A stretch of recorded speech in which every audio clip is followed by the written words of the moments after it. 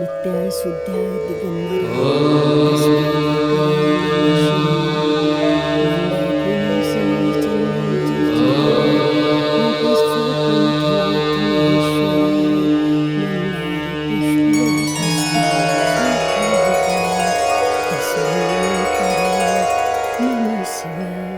सुंदरी, हाँ आओ लेके जी।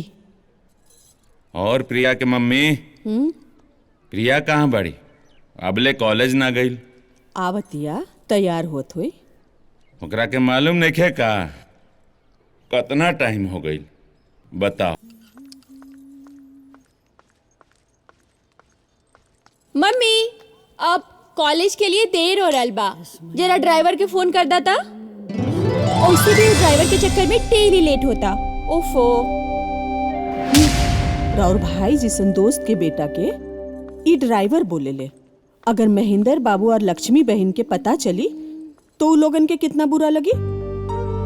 प्रिया बेटा, हमनी के परिवार और महेंद्र बाबू के परिवार दोनों अलग अलग नहीं खे, दोनों एक के बा।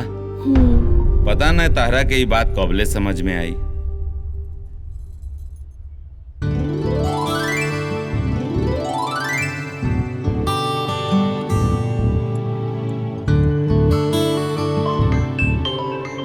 प्रेम के भाई तने देखबू फोन के करबा।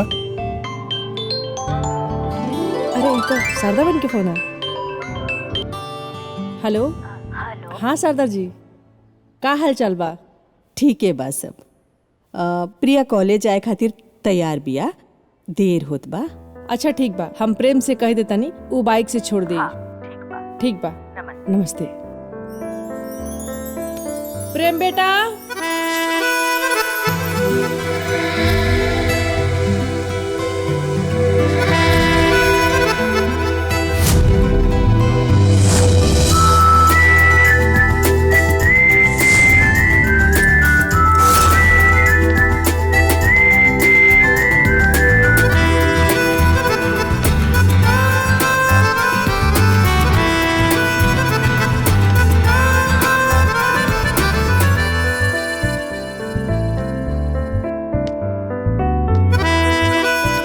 माई, ई जे हमर रोज रोज के नौकरी लागल बा, एगो बात बताओ, हम इनकर ड्राइवर हैं कि नौकर हैं?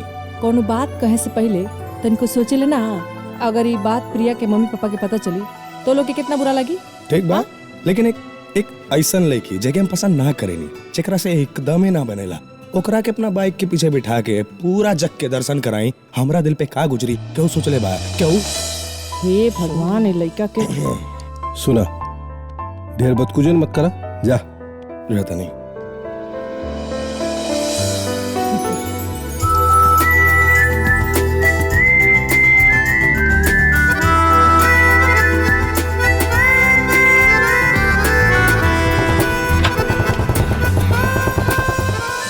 आरती ले ली।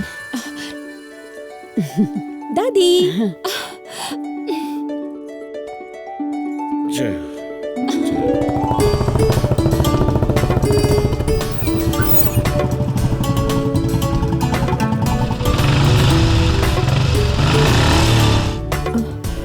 जो प्रेम आ गई। ओके बाय।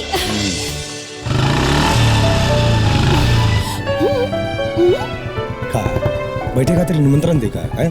बैठा।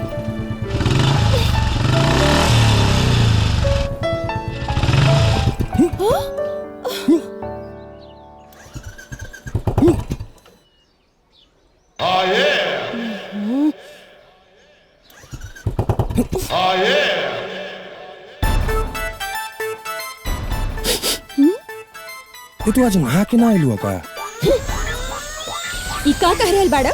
दिमाग के खिड़की खुलल बा कि ना? दिमाग के खिड़की दरवाजा सब खुलल बा। बाकी जब से तू हमार बाइक पे आके बैठल बाड़ू तब से हमार बाइक बंद भइल बा। एकर मतलब साफ बा कि तू आज नहा के ना आइलू है। ज्यादा चोन्हा मत करा। वैसे हम डेली गुलाब जल से नहा के अब पूजा पाठ करके कॉलेज जाइनी। गुलाब जल से तो बोकाई नियन का मौका तारू है? सिंपल, काहे की बोका के साथ बैठल बानी। वाह, चले के बा ये सब कुछ ऐसे फरिया लेबू है? बैठा। तो चलो ना। तू है चला लेना। चला चला। बकवास मत कर, चला। बकवास कर तू बकवास गाड़ी।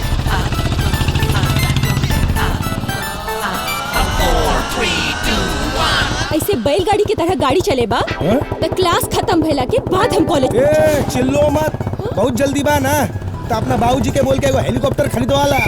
गाड़ी रोका, ये रोका, रोका। ए, ऑटो। अरे कहाँ रे? अरे कहाँ जाएक बा? ए कहाँ? कॉलेज चला, हमरा के देर हो रहा अच्छा, बा। ठीक अबे बा। हमरा साथे भी आ। अबे ओए गाड़ी, अबे गाड़ी जल्दी चलो भैया। फिर बारे का रे?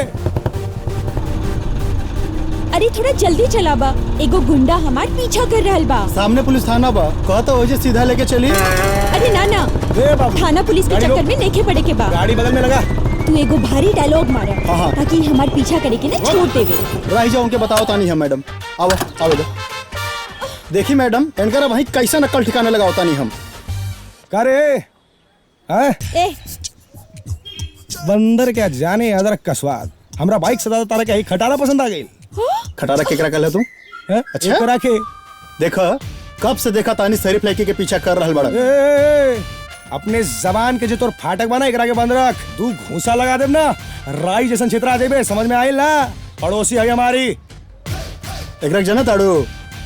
एकदम में ना, हम तो आज पहली बार एकरा से मिल रहल बानी। ए, रोज हम तारा के बाइक पे बिठा के पूरा दुनिया के दर्शन करानी हो, तू हमरा के ना पहचाने लू? हैं? हमरा के ना पहचाने लू ना? ए, एकरा के लेके निकल जो, हम ही नौकरी से इस्तीफा देता। नहीं, चल निकल निकल, लेके निकल, चल लेके निकल। ए वही मैडम, मुंह मत बना, चल निकल चक्कर में ना निकल पड़े। निकल निकल। अबे सीधा सीधा देख, सीधा सीधा, हाँ सीधा सीधा, हाँ सीट बंद कर देना।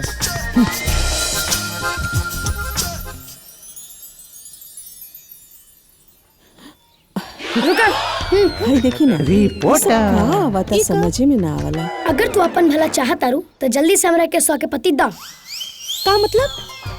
मतलब साफ बा कि तू डेली दूध के मलाई चट कर जात रहलू और बाकी दूध में पानी डाल देत रहलू, और ओकर हमरा कैसे भी नाचल वीडियो करेली भी लोग? बा। और अगर तू हमरा के 100 के पत्ती ना देलू तो आ ना निकलनी तब पापा, अरे का भइल पिंटू रिपोर्टर? अरे पापा बात कुछ ऐसा बा कि दीदी अरे हमार छोटे मालिक, छोटे सरदार। देख के कितना अच्छा लगत बा। हां हाईला 100 के पत्ती। अब खुश हो ना? हाँ? ई वाला भी अच्छा बना। हाँ? ठीक बा ठीक बा। अरे ओ पिंटू रिपोर्टर, वो कहा ना का बात बाबूजी कि दीदी डाइटिंग शुरू कर देले बाड़ी। अरे तो अच्छा न बा, सेहत खातिर अच्छा रही। जी हाँ। नया जाने की साड़ी ज्यादा दिखी। बहुत हॉट है भाई माहौल, बहुत ज्यादा गर्मी बा भाई। लड़की भी हॉट भी है ब्रो। ब्रो ये लड़की के हमरा अपना बाइक पे बिठावे के बा। भाई तुमसे लड़की ना पटी। अपट गेल था। अमाऊ देखा तनी एजे बानी। अब देखत रह बेटा, जिनने देखी ब्यूटी उनने करी ड्यूटी।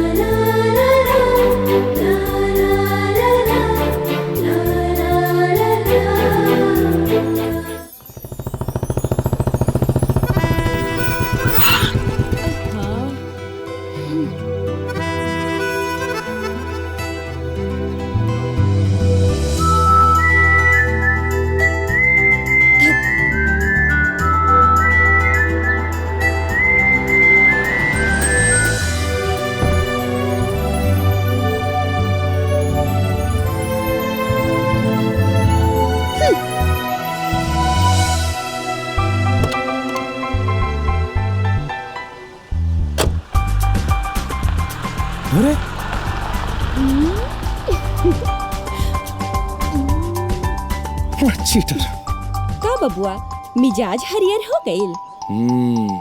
हमर मिजाज हरियर होके चाहे पियर होके तार कर कहला फटता। करेजा ने के फाटत। हैं। हम खाली इतना जाने के चाहता रही कि इ लाइन मार के कार्यक्रम पूरा हो गईल बा तो घर चले जाई।